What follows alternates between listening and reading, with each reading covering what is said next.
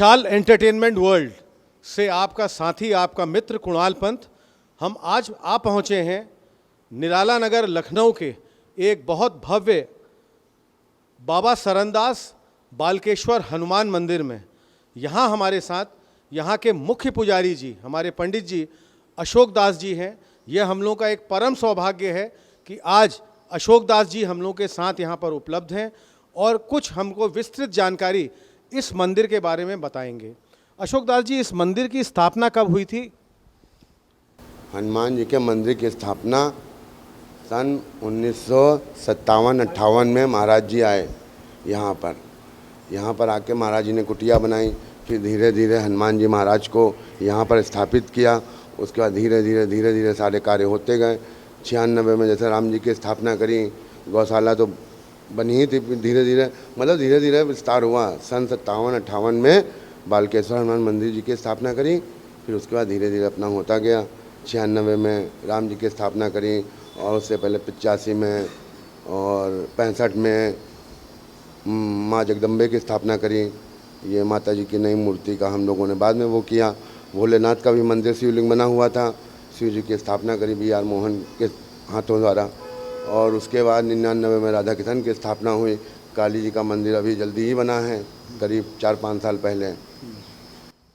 जैसे कि आपको महंत जी, हमारे यहाँ के मुख्य पुजारी जी अशोक दास जी बता ही रहे थे, इस मंदिर की एक बहुत मुख्य सुंदरता और भव्यता यह है कि एक छत के नीचे यहाँ पर श्री हनुमान जी, श्री राम जी, श्री कृष्ण जी, भोलेनाथ जी का, महादेव जी का मंदिर, इसी प्रांगण में सब कुछ है।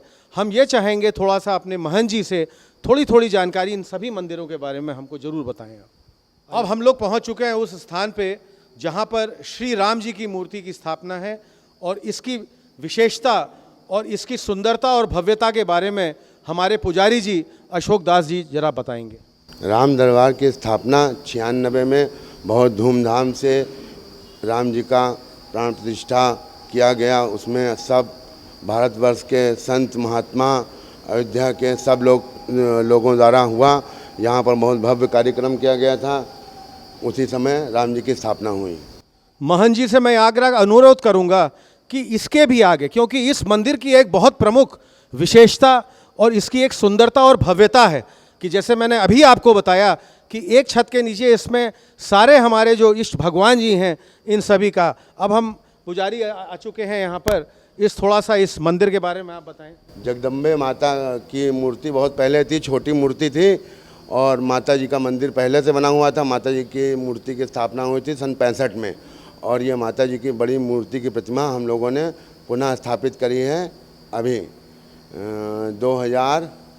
थोड़ा हम और आगे बढ़ते हैं।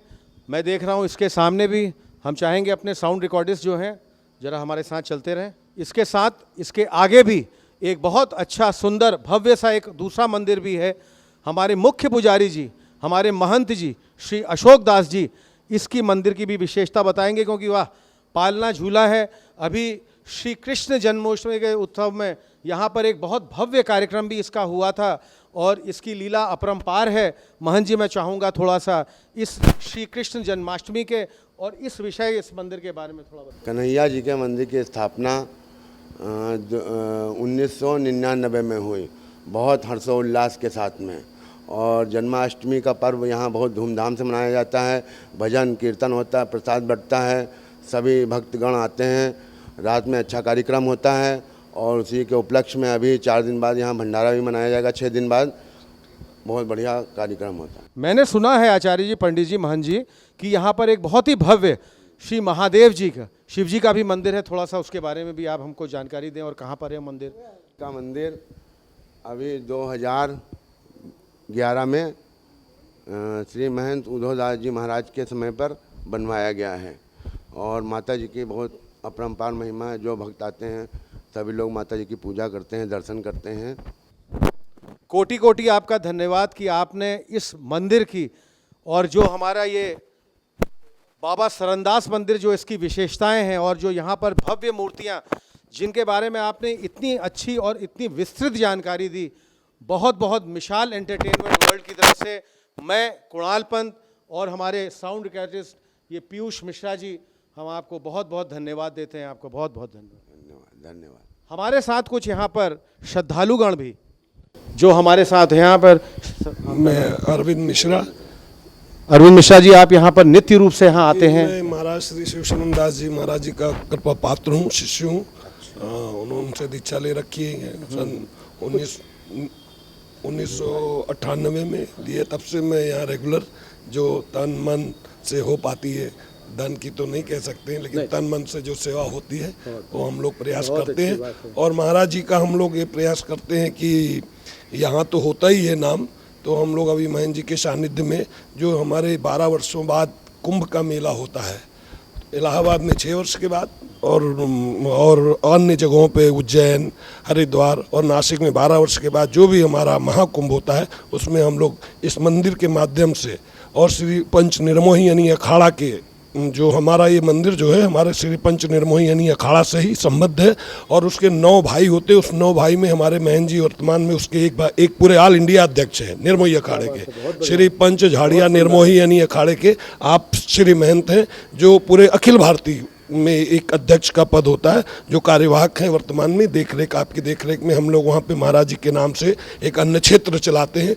जो यहाँ से लखनऊ से या देश विदेश से कोई भी आता है तो हम उसको प्रयास करते हैं कि उसको थोड़ा रहने की व्यवस्था और भोजन, ये हमारे जो लखनऊ की परंपरा है वो ऐसी अनवरत चलती रहे। यही हम लोग भगवान से और महाराज से प्रार्थना करते हैं कि आपके नाम का हम लोग ये चारों कुंभों में थोड़ा बहुत अन्य क्षेत्र चलता रहा, और ये चल रहा है, अनवरत चल रहा है। जब से महाराज जी का शरीर छूटा उसके बाद फिर हम लोगों ने इस परंपरा को आगे बढ़ाया। और हमारे महाराज जी ने वैसे तो ज़्यादातर जीवन गुजरात में काटा, वो हमारा इस समय वो नंबर 1 पे, नंबर 2 पे उसकी जगन्नाथ यात्रा होती है, श्री जगन्नाथ मंदिर जमालपुर अहमदाबाद, उसी पे महाराज जी करीब करीब 25 साल रहे। तो उस परंपरा को भी हम लोग महेंद्र जी के माध्यम से वहाँ पर भी हम लोग आते जाते रहते हैं। और उसकी रथ यात्रा होती है, एक उड़ीसा की होती है, एक दूसरी सेकंड अहमदाबाद जगन्नाथ रथ यात्रा होती है। तो उसमें हम लोग भी बढ़ चढ़ करके हिस्सा लेते हैं। वहाँ के ट्रस्टी भी हम लोगों को बहुत हम लोगों को प्रेम करते हैं, और उनके माध्यम से भी देश में हम लोग थोड़ा बहुत आना जाना होता रहता है। और वो सब महेंद्र जी के सानिध्य में हम लोग। मिश्रा जी, आप हमसे जरूर अभी भी यहाँ से जुड़े रहिएगा। मैं आपका एक परिवार रहा था, आपने इतनी अच्छी और इतनी बड़ी विस्तृत जानकारी यहाँ पर इस पूरे मंदिर के बारे में दी। क्या यहाँ पर ये आसपास के ही लोग यहाँ आते हैं कि इस मंदिर को इसके यहाँ पर देखने के लिए इसको लालच रहते हैं, कि पूरे हम सोचते हैं कि लखनऊ शहर के लोग यहाँ पर समागम रहता होगा? हमारे इस मंदिर की विशेषता ये है कि हमारे भंडारे का जो प्रसाद पूरे लखनऊ नहीं, लोग बाहर से भी आते हैं, लखीमपुर, सीतापुर और बहुत दूर दूर से, क्योंकि हमारे मंदिर में भंडारे की 2 चीज़ों बहुत फेमस है। एक हमारे यहाँ तस्मई बनाई जाती है, जिसको वैसे तो हम लोग खीर कहते हैं, लेकिन तस्मई बनती है। और दूसरा हमारे यहाँ अभी ये छठी का जन्माष्टमी के दिन एक चरणामृत बनता है। ये हाँ, श्री कृष्ण जन्मोत्सव पर हमारे चरणामृत बनता है, जो आपको हिंदुस्तान में आपको ये लगेगा कि प्रसाद बना है। इसलिए पूरे दूर लखनऊ से, विभिन्न क्षेत्रों से, पूरे लखनऊ से लोग आते हैं और प्रसाद यहाँ पे चरणामृत पाते हैं, और अपने घरों को भी ले जाते हैं। जो भी हो सकता है हम लोगों की व्यवस्था रहती है, अपने घर को ले जाते हैं। और 2 भंडारे हमारे मेन भंडारे हैं। एक हमारा छठी का भंडारा होगा 4 तारीख को अभी होने वाला है, और एक हम अन्नकूट का भंडारा करते हैं, जिसमें 56 प्रकार का, मतलब हमारी जितनी इस भूमि पे सब्जी होती है। तो मिश्रा जी, मेरा आपसे प्रश्न ये है कि जैसे अभी आप भंडारा करेंगे, 4 तारीख का भी आपने भंडारा बताया, इसके क्या इस भंडारे में भी इसमें सम्मिलित होने के लिए क्या सिर्फ लखनऊ या इस क्षेत्र के आसपास के ही लोग आते हैं, कि इसमें भी दूर दराज के भी लोग आते हैं? दूर दराज से आते हैं। ये दोनों भंडारे में, हमारे दोनों भंडारे आज से नहीं, ये करीब करीब हमारे जब से स्थापना हो रही है, हमको करीब 30 साल तो हमको जुड़े हो गया इस मंदिर से लगभग। और लेकिन हमारे महाराज जी जिस दिन से इस मंदिर पे आए और बैठे, इसका जीर्णोद्धार और फिर इसका विकास चालू किया, तो अनवरत ये 2 भंडारे तो हमारे ऐतिहासिक भंडारे हैं। ऐसा आपको तस्मई कहीं नहीं मिलेगी देश में। या तो जगन्नाथ मंदिर में हम लोगों ने खाया, जहाँ उन्होंने अपना जीवन 25 साल काटे, या दूसरा हम लोगों ने यहाँ, इसके लिए फेमस है। लोग आते हैं दूर से, तस्मई खाने जरूर आते हैं, और पूरे लखनऊ से नहीं, और जो बाहर से भी लोग, भगत जगत है, महाराज जी के भगत हैं, हाँ, बाहर से लोग भी आते हैं और इन 2 भंडारे पे जरूर आते हैं। महंत जी, आपने और मिश्रा जी, आपने इतना अच्छा सुंदर वर्णन इस पूरे मंदिर के बारे में बताया, किया। मिशाल एंटरटेनमेंट चैनल की तरफ से मैं आपका साथी, आपका मित्र कुणाल पंत और मेरे साउंड रिकॉर्डिस्ट श्री पीयूष मिश्रा जी के इस इस मंदिर और ख़ास तौर पे ये पूरा जो हमारा बाबा सरनदास मंदिर की विशेषता महाराज जी के नाम से जो विख्यात है।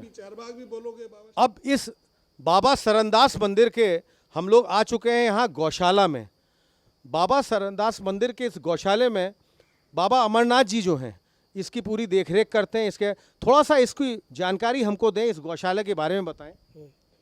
ये गौशाला महाराज जी के ज़माने से है, हम उनके शिष्य हैं।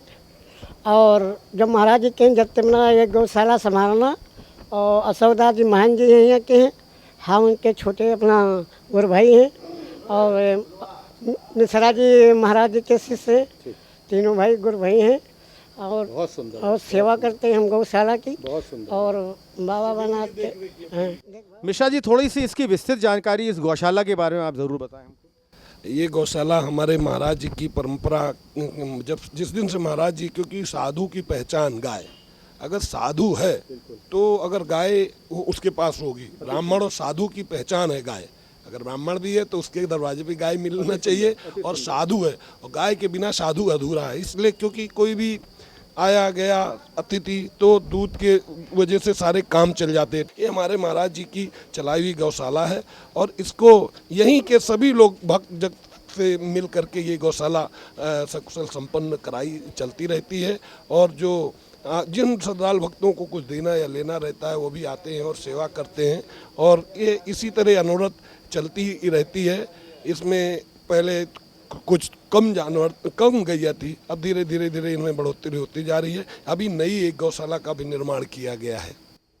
इसकी बहुत सुंदर और विस्तृत जानकारी देने के लिए मिश्रा जी पुनः आपको बहुत बहुत मैं धन्यवाद देना चाहूँगा।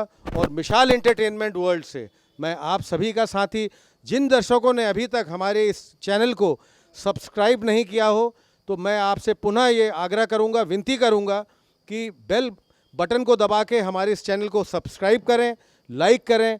और आज हमने जो इस बाबा सरनदास मंदिर की भव्यता और सुंदरता को दिखाया है, इसको ज़रूर देखें और हमारे चैनल को सब्सक्राइब करते रहें। बहुत बहुत आप सभी लोगों का धन्यवाद। धन्यवाद, आपको भी धन्यवाद।